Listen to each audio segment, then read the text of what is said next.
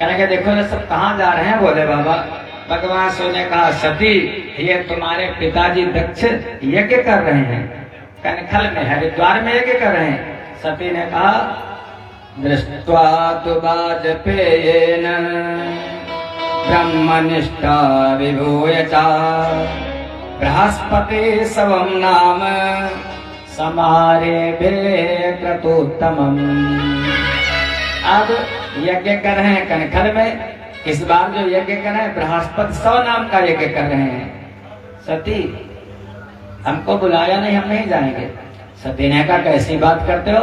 अरे इन स्थानों पर बिना बुलाए भी जाना चाहिए। भोले बाबा ने कहा कहाँ जाना चाहिए? सती कहने लगी कि जदपि बंधु अरु पितो गुरु गेहा जगति बंधु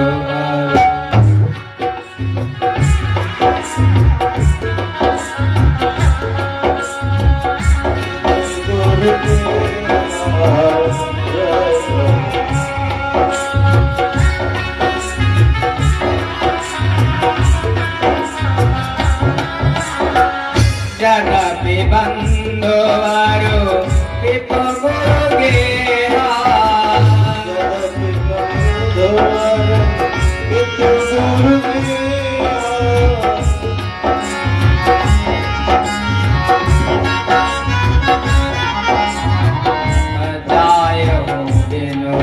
बोले न सनेहा जाय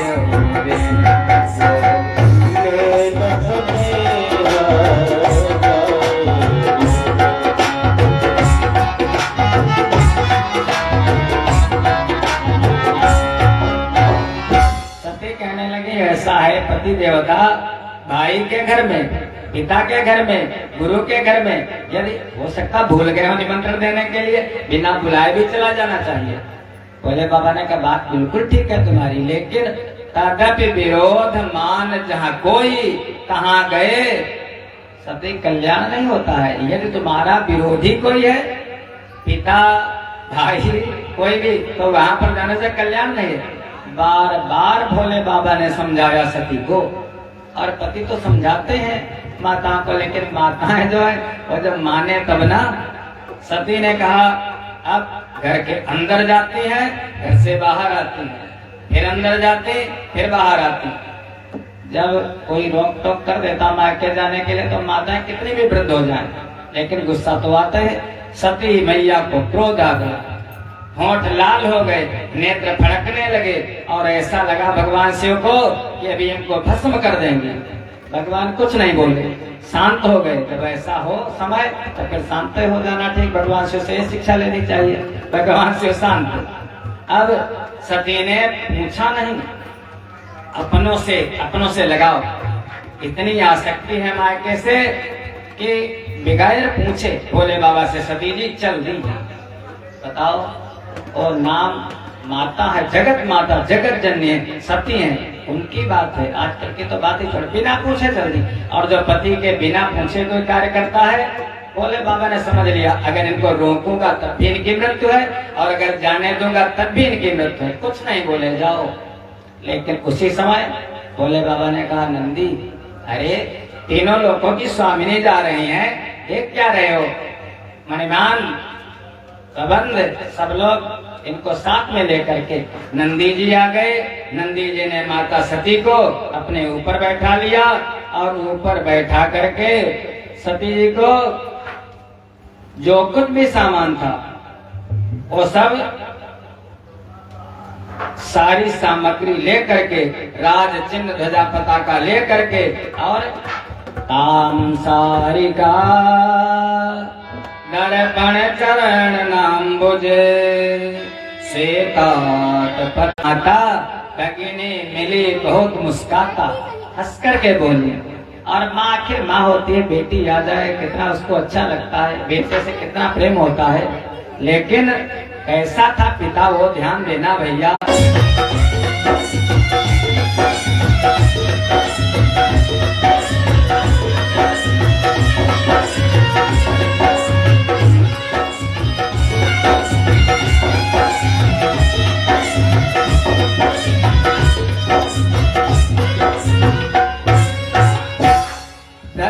पंकज पोछी कुशलाता।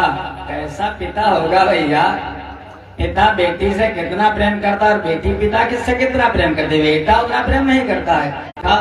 यज्ञ हो रहा है, स्वाहा स्वाहा हो रहा है, लेकिन वहां पर कतौ नदी शंभु कर भागा। यज्ञ तो हो रहा है, लेकिन भगवान भोले बाबा का वहां पर कोई भाग नहीं दे रहा है, कोई भी स्वाहा नहीं कर रहा है वहां पर। तब देख करके सती को मन में आया, ऐसा भी है हमारे पिता का भी कल्याण हो जाए और हमारे पति का भी कल्याण हो जाए, दोनों का। देखो बेटी जब ठीक ठाक होती है महाराज, तो अपने पिता के कुल को भी धन्य कर देती है और अपने पति के कुल को भी धन्य कर देती है, दोनों कुलों को ताड़ देती, दोनों कुलों का उद्धार कर देती है। हमारे पति का भी यज्ञ में भाग हो और हमारे पिता को भी यज्ञ का फल मिले, यज्ञ भी पूर्ण हो, इसलिए करो क्या। अब बिना मरे हमारे कुछ, बिना प्राण दिए कुछ बनेगा नहीं। और उसी समय अस कही जोग यज्ञिने तनु जारा, अस कही जोग यज्ञिने तनु जारा, कयो सकल मक हाहाकार।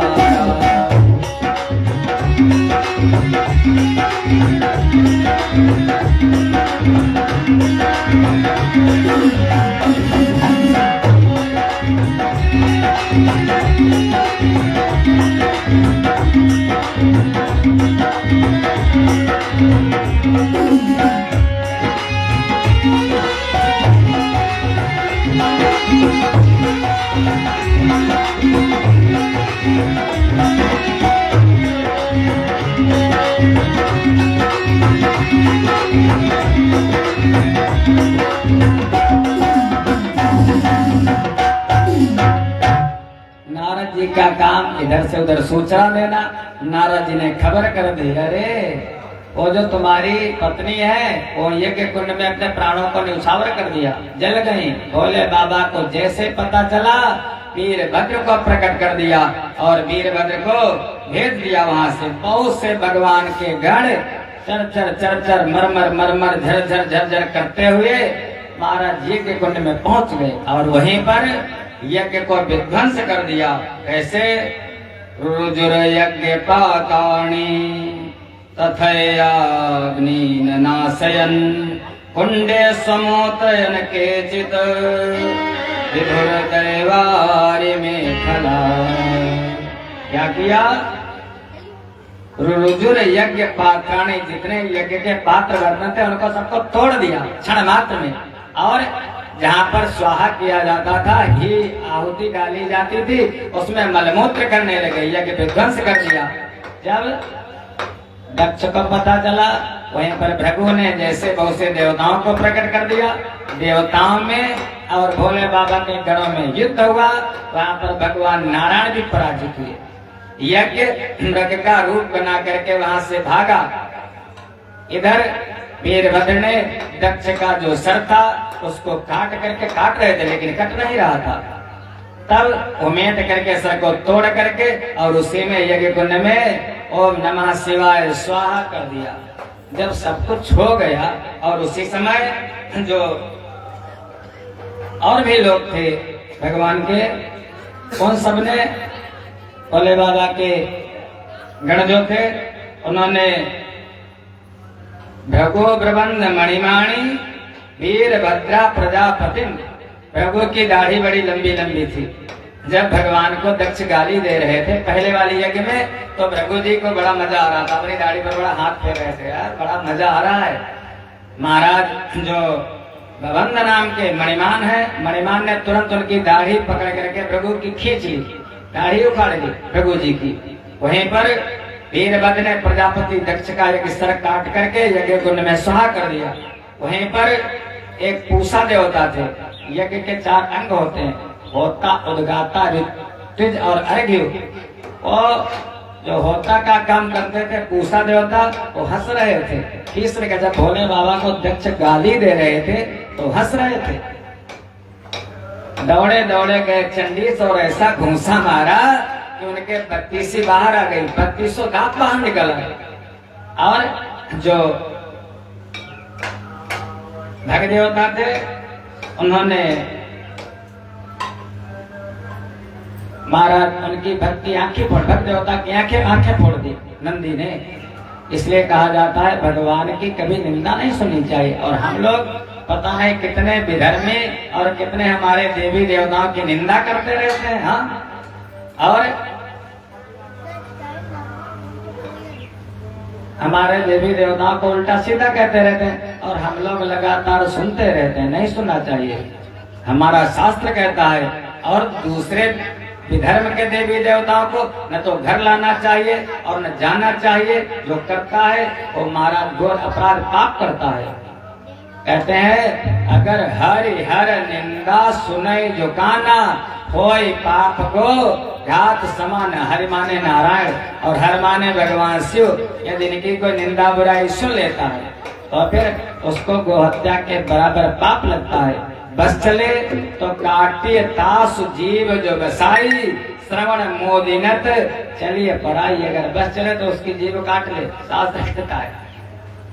भगवान रक्षा करेंगे, घबराना मत। और अगर बस ना हो तो कान मूंद करके वहां से हट जाओ भैया, नहीं बल है तो। इसीलिए भगवान के गणों ने ऐसा कार्य किया।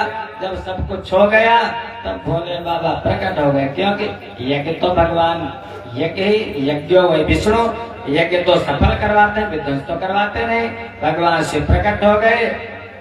देखा जब यजमान मरा पड़ा है, सबसे कहा भाई ऐसा करो दक्ष के सिर लगाओ। बकरे का सिर दक्ष के लगाया गया। दक्ष प्रजापति फिर से जीवित हो गए और भोले बाबा की विनती करने लगे, हे प्रभु अकारण हमसे अभिमान के वशीभूत होकर के मैंने बहुत पाप किया है, प्रभु हमको क्षमा करो। विनती करने लगे दक्ष, हे प्रभु आप तो बहुत भोले हो। भक्तों के लिए भगवान शिव भोले हैं और दुष्टों के लिए वही भाले बन जाते हैं। कहने लगे दक्ष कि भोले तेरी महिमा अनोखी, भोले तेरी महिमा अनोखी, देख के मन मेरा डोला। शिव बम बम बम बम भोला, शिव बम बम बम बम भोला, शिव भोला शिव बम बम बम भोला।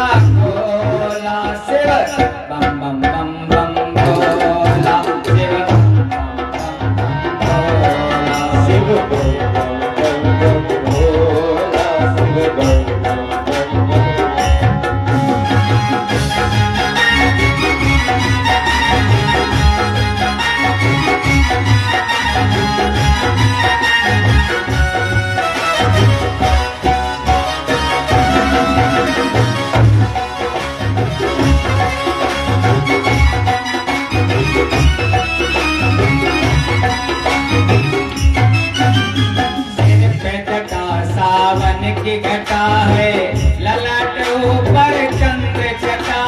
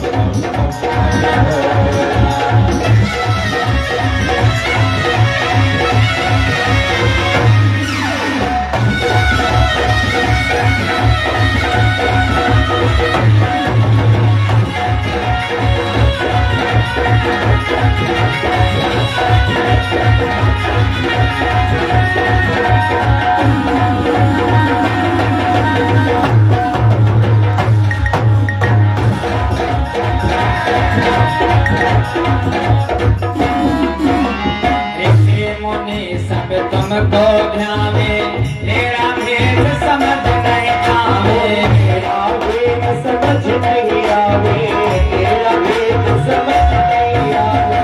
ऋषि मुनि सब तुमको ध्यावे, तेरा भेद समझ नहीं पावे, तेरा भेद समझ नहीं पावे।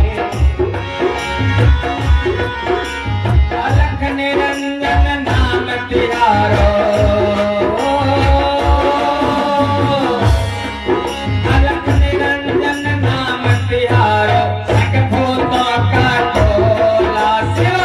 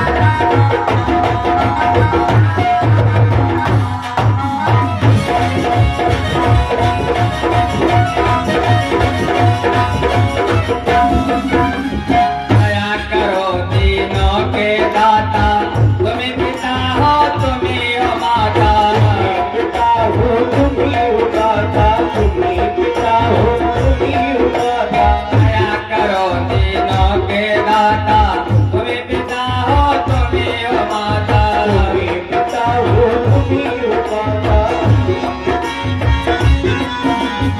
आज तो मैंने पहन लिया है, आज तो मैंने पहन लिया है, तेरे नाम का चोला शिव चोला शिव।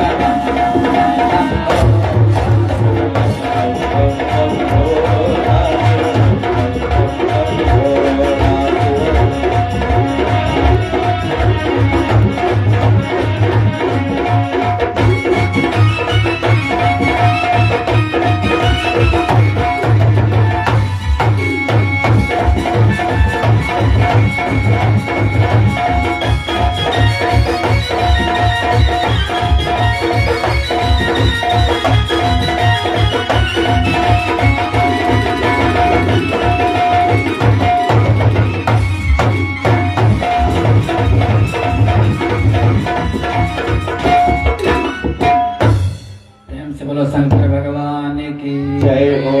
दक्ष के बकरे का सर लगा दिया भोले बाबा ने, दक्ष ने विनती की, तब तक ढगो जी आ गए, प्रभु हमारी तो दाढ़ी उखाड़नी थी। भोले बाबा ने कहा जाओ जितने बकरे की दाढ़ी होती है, बकरा देखा होगा आप लोगों ने, उतनी दाढ़ी तुम्हारी हो जाए। रघु जी की उतनी दाढ़ी हो गई। फिर तब तक आ गए पूषा देवता, कहने लगे प्रभु हमारे तो दांते तोड़ दिए थे। भोले बाबा ने कहा जो यजमान खाएगा उसके पिसे हुए अन्न से तुम को भाग मिलेगा। तब तक भग देवता आ गए, हमारे तो नेत्री फोड़ दिए थे, कहने लगे तुम अपने मित्र देवता के नेत्रों से देखोगे। सबको वरदान दिया भोले बाबा ने। फिर कहा दक्ष हमारी पत्नी आई थी यहाँ पर, आपकी बेटी। अब दक्ष बोले तो बेचारे क्या बोले, भोले बाबा ने देखा असकय जोग अग्नि तन जारा, यज्ञ कुंड में कूदी नहीं थी, वहीं पर बैठ करके अपने शरीर को समाधिस्थ कर दिया था और प्राणों को खींच लिया था सती ने। मृत शरीर वहीं यज्ञ कुंड में बैठा था सती का। भोले बाबा रोने लगे, केदारा केदारा, ये कहते जाते हैं, के माने कहा और दारा माने स्त्री, हमको छोड़ करके। अरे सती मैंने शरीर से तुमको त्यागा था, मैंने ये तो संकल्प किया था, शिव संकल्प कीन मन माही, यही तन सती भेंट अब नाही। तन से त्यागा था लेकिन मन से नहीं त्यागा था मैंने तुमको। हमको छोड़ करके ना बारे की माई परे मरे, ना बूढ़े की जोई, बुढ़ापा खराब कर दिया हमारा। अरे रोने लगे भोले बाबा। और सती को अब कहते हैं जहाँ पर डोली पहुंचती है अर्थी वहीं से उठती है। अब कैलाश पर ही तुम्हारा क्रियाकर्म करेंगे। डाल लिया कंधे पर, लेकर के चल दिए वहां से। तब तक एक दैत्य उत्पन्न हो गया जिसका नाम है तारकासुर। तारकासुर ने ब्रह्मा जी से वरदान मांगा था, मैं भगवान शिव के पुत्र से हमारा वध हो। उसको तो मालूम था क्या होगा आगे, सत्य है उनके तो कोई है ही नहीं। समय बीता, तारकासुर का अत्याचार मचा। देवताओं ने विनती की, भोले बाबा के पुत्र के ही द्वारा ये मरेगा। सब नारायण के पास गए। भगवान नारायण का भैया भोले बाबा वो तो कालों के महाकाल सामने कौन जाएगा।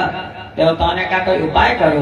भगवान नारायण ने सुदर्शन चक्र को छोड़ दिया और भोले बाबा के पीछे से जो सती का अमृत शरीर लटक रहा था, कहीं पर उनका अंगूठा काट करके गिरा दिया, कहीं पर उनका इतना पैर काट करके गिरा दिया, कहीं पर उनकी जंगा काट करके गिरा दी, कहीं पर उनकी नाभि काट करके गिरा, कहीं पेट गिरा, कहीं हाथ गिरा, कहीं नेत्र गिरे। अपने यहाँ पास में जो ललिता पराम्बा, ललिता शक्ति, हल्के में मत लेना ललिता मैया को महाराज। चाहे पूर्णागिरी मैया हो, चाहे ललिता मैया हो, चाहे विंध्यवासिनी मैया हो, और चाहे देवबंद में हम लोग गए थे, वहां पर माता जी की बिंदी गिरी है, यहाँ पर माता जी के नेत्र गिरे हैं। कामाख्या में माता जी का कोई भाग गिरा है, विंध्याचल में कोई हिंगलाज में, कोई हिंगलाज में तुम्हें भवानी महिमा अमित जात बखानी। क्योंकि भगवान शिव तो ऊपर भ्रमण कर रहे थे, जड़ो उन्मत्त पिशाचवत। जहाँ जहाँ पर अंग गिरे सती माता के, वहाँ वहाँ पर 54 शक्ति पीठों का निर्माण हो गया। उनके दर्शन करना चाहिए। जैसे भगवान के 12 ज्योतिर्लिंग हैं, ऐसे माता जी की तो महिमा ज्यादा ही होती है भाई माताओं की। भगवान शिव के 12 ज्योतिर्लिंग और माता सती के 54 शक्तिपीठ और 54 उपपीठ मिला करके हो गए 108। लेकिन सती माता की कहीं पर भी पूजा नहीं होती है। शक्तिपीठ जरूर उनके बने, लेकिन सती माता की पूजा नहीं होती है। किस लिए नहीं होती है आप लोग खुद ही विचार कर लोगे। भगवान भोले बाबा के साथ में विराजमान कौन है? माता पार्वती है। वही जब रूप बदल करके आई, वो तो भगवान शिव की नित्य सहचरी है माता पार्वती। शक्तिपीठ तो केवल 54 होंगे, 108 होंगे, 54 दूनी 108, 54 पीठ, 54 उपपीठ। लेकिन भोले बाबा और सती जी की 108 शक्तिपीठ है और पार्वती मैया की कितने मंदिर भारतवर्ष में होंगे आप लोग गिनती नहीं कर पाओगे। अपने गांव में कितने और पास पड़ोस के गांव में गिन नहीं पाओगे। पार्वती मैया घर घर गांव गांव और सती मैया केवल 108 जगह पे। बस जो अपने पति की बात मानती है वो जगत पूज्य हो जाती है, इसलिए जगत जननी कहा जाता है माता सती को। इतना रोए भगवान, इतना रोए कि वहां का जो स्थान था पृथ्वी वो दलदल हो गया। वहीं पर भगवान विराजमान हो गए। प्रेम से बोलो केदारनाथ भगवान की। केदारनाथ के दारा के माने कहा, दारा माने स्त्री, हमको छोड़ करके कहा गई। वहीं पर केदारनाथ पर विराजमान हो गए। आगे चल करके वही सती हिमांचल और मैना के घर में प्रकट हुई, तो पार्वती कहलाई और उन्हीं के साथ भोले बाबा का पुनः पाणी ग्रहण हुआ। तब जा करके उनके 2 पुत्र हुए। कौन कौन? पूजा करने आप लोग रोज मंदिर में जाते हो, 2 बेटे भगवान शिव के कौन कौन है बताओ ना। हाँ हम का जनते ना गणेश और कार्तिकेय। हाँ बढ़िया। बच्चे को अपने देखो छोटा सा बच्चा बता रहे, लेकिन अभी इधर पूछ देंगे तो करेंगे 1-2 का भले को मान पूजा करी होती ना। 6 मूड वाले बैठे पता नहीं कौन है। सढ़ानन कुमार, एक नाम सढ़ानन और दूसरा नाम है कुमार कार्तिकेय, देवताओं के सेनापति। एक देवता ऐसा है पृथ्वी पर, इस संसार तीनों लोकों के स्वामी कौन कहा जाता है? देवों में महादेव बड़े हैं। इनके परिवार की पूजा नहीं होती है। उनका है नमः प्रद्युम्न देवाय नाम लिया जाता है आदर, लेकिन प्रद्युम्न जी का, अनिरुद्ध का, इनका कहीं पर मंदिर नहीं है। अरे फिर इनके पोते हैं, पोते का तो वज्रनाभ इत्यादि का कहीं पर भी पूजा नहीं होती है।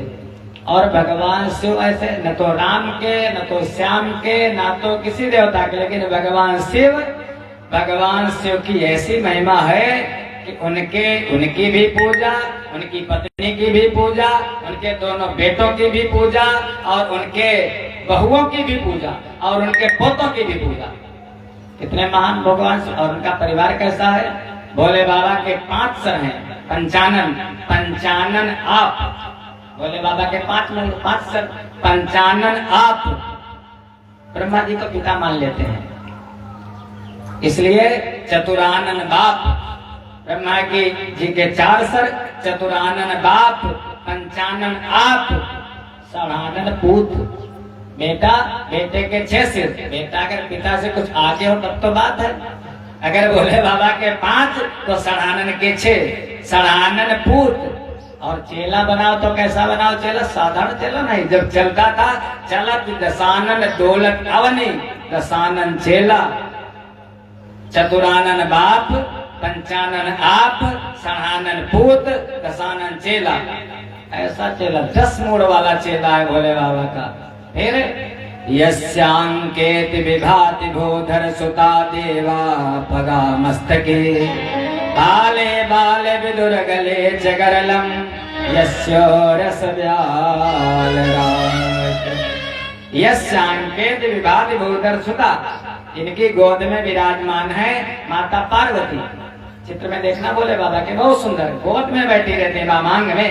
बायां घुटना पत्नी का और दायां बेटी का। यस्यांकेत विभाति भूत, एक पत्नी गोद में बैठी है और दूसरी देवा पगा मस्तके, एक सर पर चढ़ी बैठी है माँ गंगा। जब एक ही पत्नी होती है तो पता नहीं क्या हाल होता है भैया। और उनकी 2-2। यही तो केवट ने कहा था भगवान राम जी से, प्रभु एक तो हमारे घर में बैठी है, और मैंने सुना है कि हे नाथ तुम्हारे पदरज में ऐसी संजीवनी धारी है, जिसको पाकर के पत्थर की मूर्ति बन जाती नारी है। पत्थर पर जब ऐसा प्रभाव तो गली नाव पर क्या होगा। प्रभु मैंने सुना कि आपके चरणों में हो सकती है कि पत्थर की शिला भी स्त्री बन जाती है, और ये तो हमारी नाव जो है तो काठ की है, ये अगर स्त्री बन गई तो मैंने सुना है कि जिसकी 2 पत्नियां होती हैं उसके जीवन में कभी सुख होता ही नहीं है।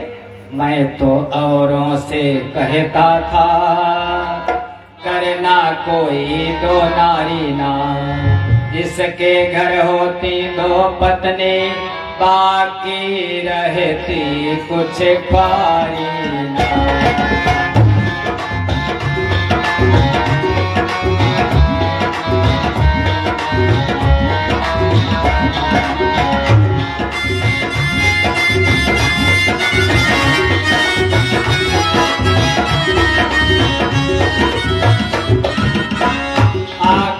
दो काठ के बर्तन में रख दो, सब पता लगा लूं मैं, और मेरा संशय हो जाए दूर, क्षण भर में पार पहुंचा दूं।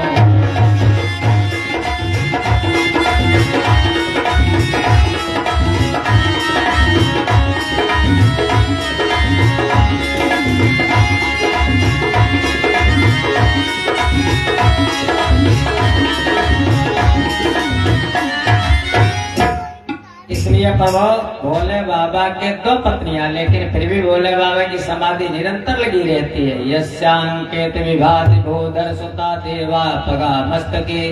2 बेटे, बेटे का खड़ानन और गणेश, दोनों बहुत लड़ते थे। आजकल अगर लड़ते हैं आपके बच्चे तो घबराना मत, इतना लड़ते थे। एक कहता था हमारा विवाह पहले करो, दूसरा कहता था हमारा विवाह पहले करो। भोले बाबा ने शर्त रख दी, जो पृथ्वी की परिक्रमा करके आएगा उसका विवाह पहले करेंगे। खड़ानन परिक्रमा करने चले गए, और गणेश जी वो तो बुद्धि के देवता, उन्होंने अपने माता पिता की परिक्रमा कर ली। कहते हैं माता पिता की सेवा से बढ़कर के कुछ नहीं है। पास में खड़े हुए, हमारा विवाह करो। भोले बाबा ने कहा बड़ा वाला गया है पृथ्वी की परिक्रमा करने और तुमने यहीं पर चाई माई कर ली, तुम्हारा विवाह करें। गणेश जी ने कहा प्रभु पिताजी हमारी वेदों पर निष्ठा है, वेदों में आपने ही कहा है, आपके मुख से वेद निकले हैं, आपने कहा है कि माता पिता से बढ़कर के कोई नहीं है, मातृ देवो भव पितृ देवो भव, माता और पिता के चरणों में सारे तीर्थों का निवास होता है, तो मैंने ले लिया। और आप तो तीनों लोगों के स्वामी, मैंने आपकी परिक्रमा कर ली, तो बताओ सारी पृथ्वी की परिक्रमा हो गई कि नहीं? अब भोले बाबा चुप। भोले बाबा ने कहा बात तो ठीक कहता है पार्वती, इसलिए इसका विवाह पहले करो।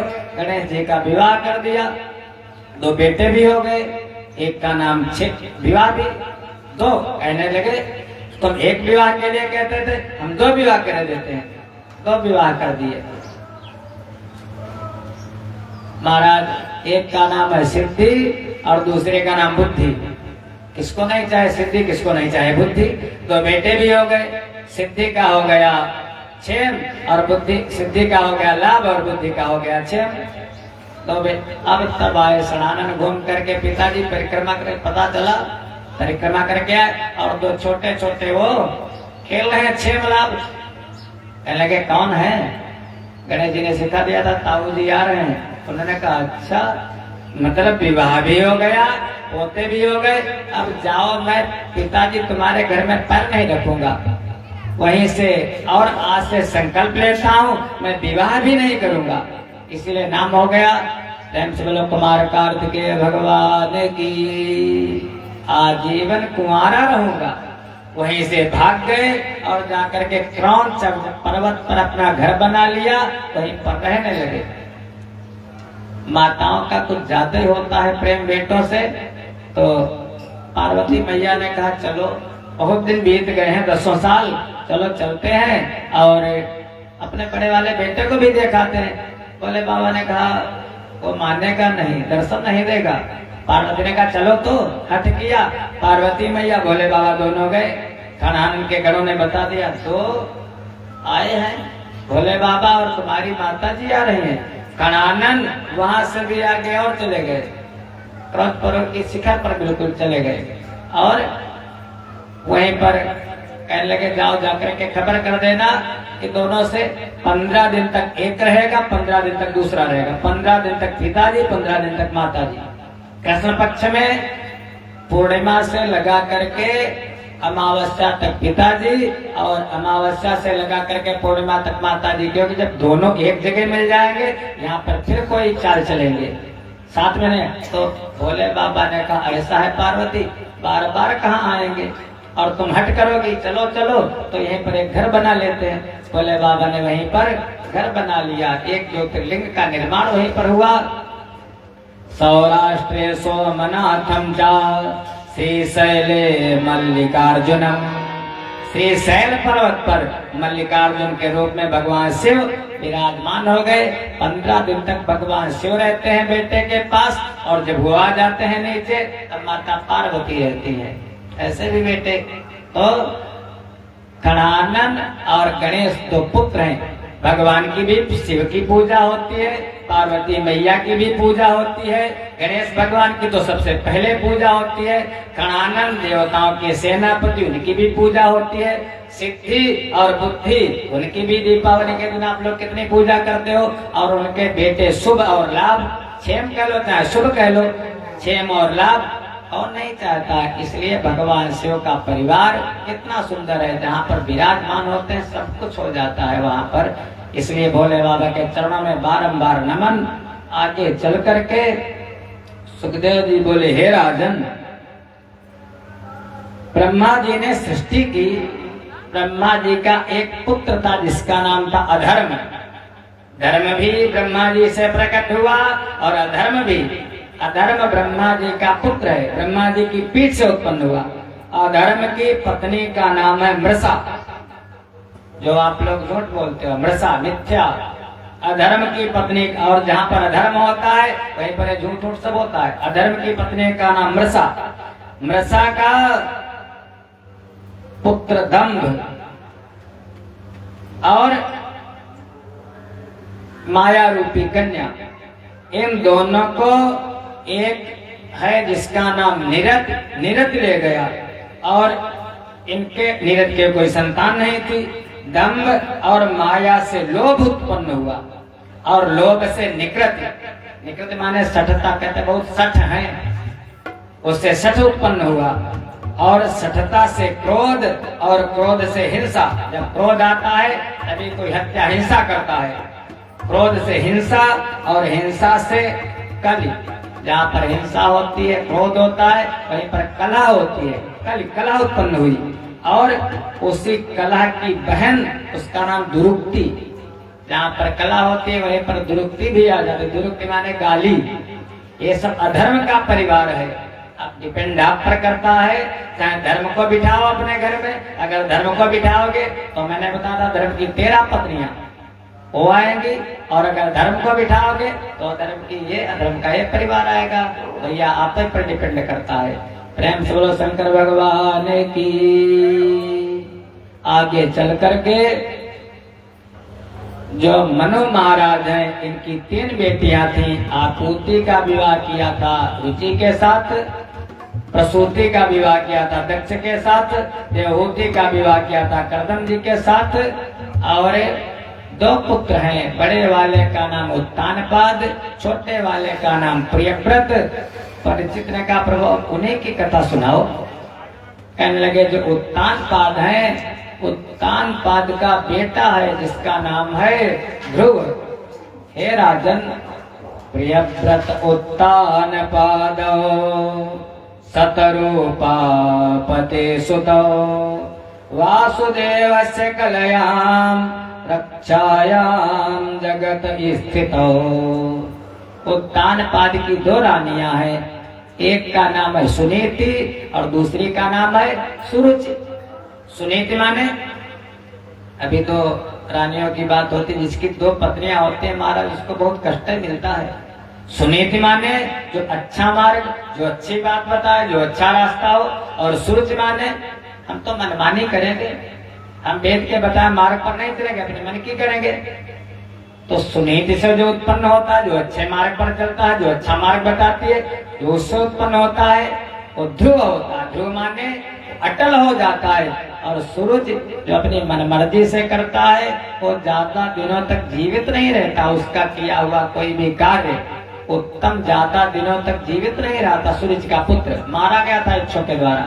और ध्रुव, ध्रुव आज भी अटल है। सुनीति माने संयम और सूरज माने मनमानी। तो 2 रानियां, सुनीति का बेटा है उसका नाम ध्रुव और सूरज का बेटा उसका नाम उत्तम। एक दिन महाराज उत्तानपाद अपने आसन पर विराजमान है, सिंहासन पर। वहीं पर पास में ध्रुव खेल रहा था। ध्रुव को गोद में ले लिया और उत्तम वहीं पर खड़ा है। तब तक आ गई छोटी वाली मौसी माँ सूरज। उसने उठा करके गोद से अलग कर दिया। अरे बालक, तेरा इस गोद पर अधिकार नहीं है। यदि तू अपने पिता की गोद में बैठना चाहता है तो भगवान की तपस्या कर, और तपस्या करके तू ऐसा वरदान मांग तू मेरे गर्भ से उत्पन्न हो, तब तू यहाँ पर बैठेगा। ध्रुव को अच्छा नहीं लगा, ध्रुव को बुरा लगा। ध्रुव वहां से चल दिए और आए, आकर के अपनी माँ के पास बोलने लगे। क्योंकि कहते हैं वाणी बोलो लेकिन कट मत बोलो ना, मीठा बोलो। बोली ऐसी बोलो कि बोली गोली से बुरा कर जाती है घाव।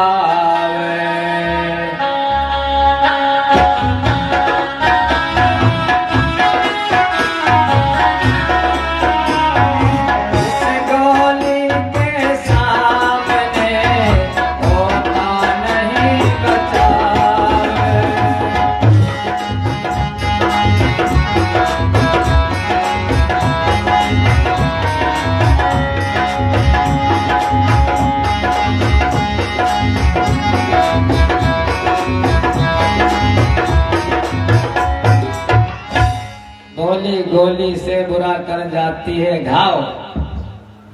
महाराज कटु वचन कहते हैं, वाणी बोलो। कैसे बोलो? धर्मम न्यायम सकरुणम निर्वलीकम समम महित। कहीं भी जाओ तो महाराज धर्म पूर्वक बोलो, आपकी वाणी में अधर्म ना हो। फिर दूसरी बात है न्यायम, अगर किसी का फैसला करने जाओ कहीं भी, कोई लड़ जाए, झगड़ा हो जाए भाई भाई का, पिता पुत्र का, या समाज में किसी का, तो न्यायम, ये नहीं तुम्हारी जिसे मित्रता उसके पक्ष में फैसला करो। न्यायम, वाणी बोलो लेकिन न्याय पूर्वक बोलो। सकरुणम, जब बोलो वाणी तो थोड़ी करुणा भी हो, प्रेम से बोल दो। अरे भैया जी, ए सुनते हो, ऐसे मत बोलो महाराज, थोड़ा प्रेम से बोलो। सब वाणी की शब्दों का जाल है, शब्दों का ही सब खेल है। सकरुणम, थोड़ी करुणा भी हो। फिर निर्बलीकम, निर्बलीक माने कपट ना हो। और से लोग ऐसी वाणी भी मत बोलो, कहते हैं ऐसी वाणी बोलिए मन का आपा खोए, और इनको शीतल करे आपो शीतल होए।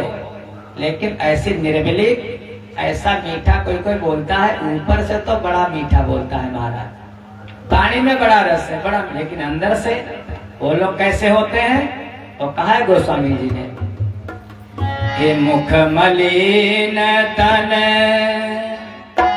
सुंदर कैसे, और बिसर से भरा कनक घट जैसे। मुख मलिन तन सुंदर कैसे, मुख मलिन तन सुंदर कैसे, बिसर से भरा कनक घट जैसे, बिसर से भरा कनक घट जैसे।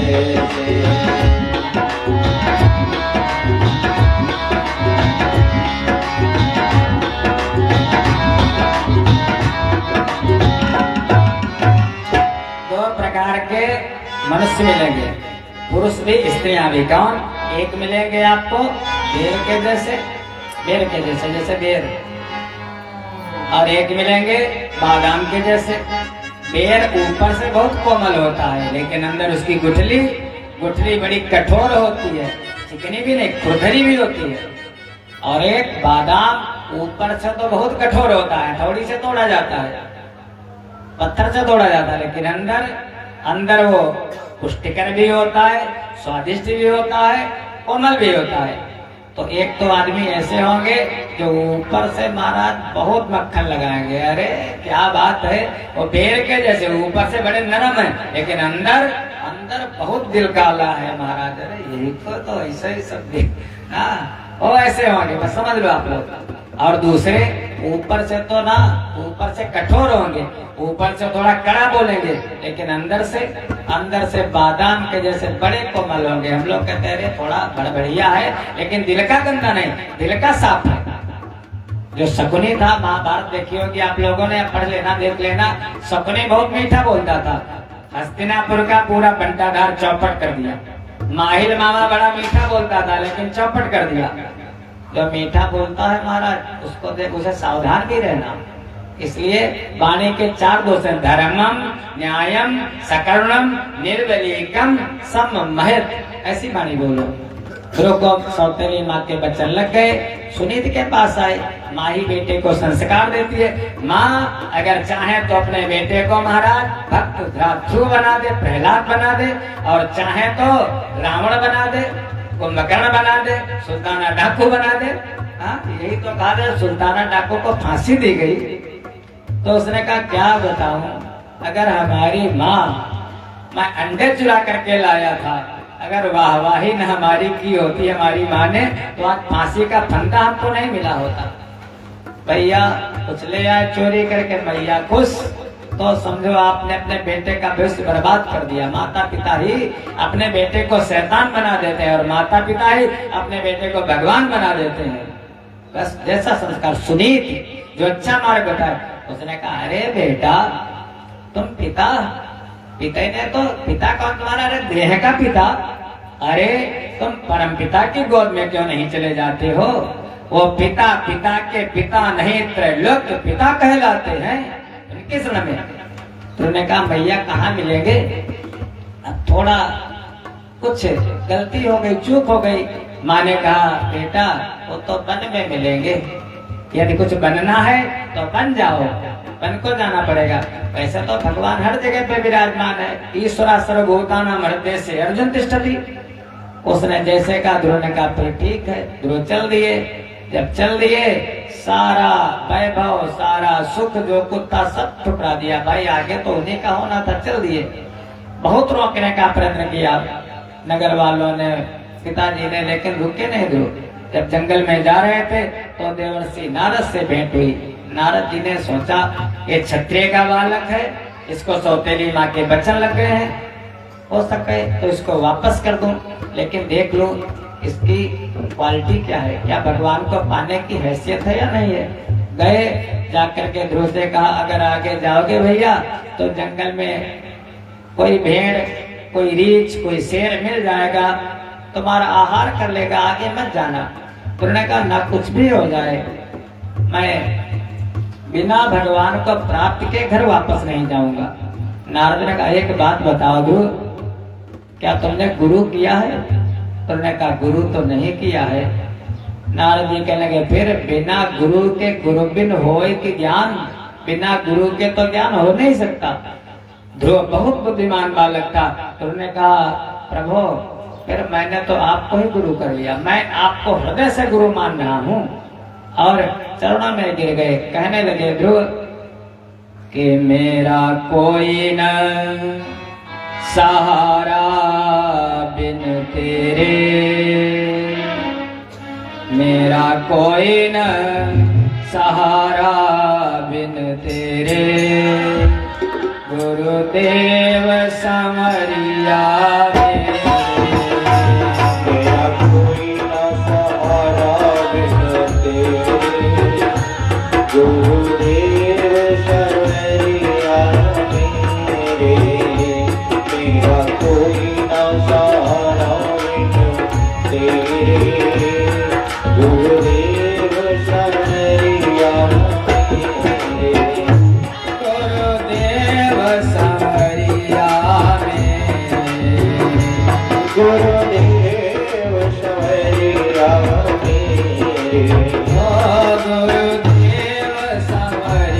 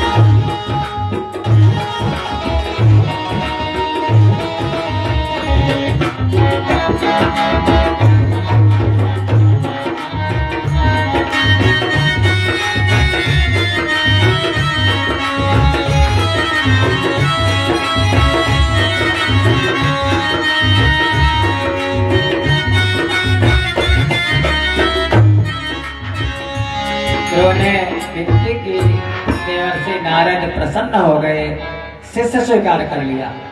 कहने लगे बेटा, यदि भगवान एक मंत्र दिया, जपश्च परमे गुह्यम, ऐसा दिव्य मंत्र है, ओम नमो भगवते वासुदेवाय, बेटा तुम यहाँ से चले जाओ और यमुना जी के किनारे जाकर के तत्तात गच्छ भद्रं ते यमुनायास्तटं शुचिः पुण्यं मधुवनं यत्र सानिध्यं नित्यतारे।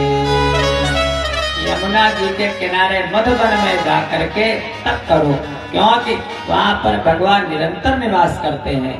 ध्रुव जी ने कहा प्रभु जाऊंगा, जब मैं तपस्या करूंगा, जब भगवान आ जाएंगे तो भगवान को पहचानूंगा कैसे?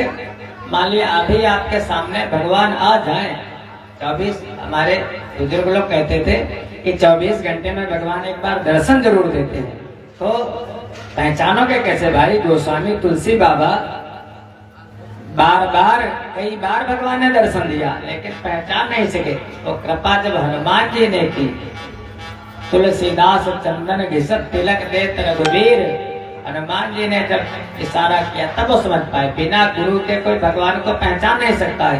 उन्होंने कहा पहचानूंगा कैसे? नारद जी कहने लगे जब सामने आ जाएंगे तो भगवान का स्वरूप कैसा है गुरु जानते हो, पहचान लेना।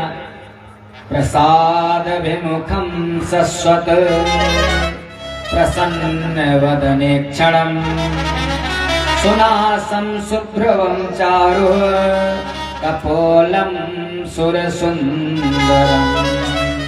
प्रसाद विमुखम शाश्वत, हर समय भगवान प्रसन्न मुद्रा में रहते हैं, मुस्कुराते रहते हैं, ये पहचान है। हर समय प्रसन्न रहते हैं, बिल्कुल शांत रहते हैं भगवान, और बहुत ही उनके जो गाल हैं बड़े कोमल है, बड़े सुंदर हैं, उनके ओंठ बिल्कुल बिंबा फल के जैसे हैं, लाल लाल लोट है, दिव्य पीतांबर को धारण किए रहते हैं, और श्रीवत्स साकं घन श्यामम पुरुषं वनमालिनम शंख चक्र गदा पद्मम अभिव्यक्ति चतुर्भुजम। श्रीवत्स का चिन्ह है उनके हृदय पर, कौस्तुभ मणि को धारण किए रहते हैं, शंख चक्र गदा और पद्म उनके हाथ में है, वनमाला से विभूषित हैं, ऐसे भगवान है, पहचान लेना। पहचान बता दी और जो वहां से गए, जाकर के यमुना जी के किनारे अश्वत्थ वृक्ष के नीचे, पीपल के वृक्ष के नीचे बैठ करके जप करने लगे। जब पहला महीना शुरू हुआ तो कैसा जप करते हैं महाराज? 3 दिनों तक कुछ नहीं लेते हैं। 3 दिनों के बाद जब न अन्न खाते हैं न जल लेते हैं, और सब कितने 5 साल का बालक, इतना बड़ा छोटा बच्चा बैठा, इतना बड़ा केवल 5 दिनों तक कुछ नहीं, 3 दिनों तक। 3 दिनों के बाद बद्रासना, कैथा खा लेते हैं, जंगल में मिल गया, और बेर खा लेते हैं बद्रासना, फिर तपस्या करने लगते हैं। जब दूसरा महीना शुरू हुआ तो दूसरे महीने में हुआ, तो तीसरे महीने में क्या करते हैं? घास पत्ते भी छोड़ दिए, 3 दिन और बढ़ा दिए। 9 दिनों के बाद क्या करते हैं? केवल जल ले लेते हैं, खाते नहीं, केवल पी करके, जल पी करके रहते हैं। और जब चौथा महीना, जब ध्रुव ने खींची प्राणवायु तो वायु रुकी त्रैलोकों की,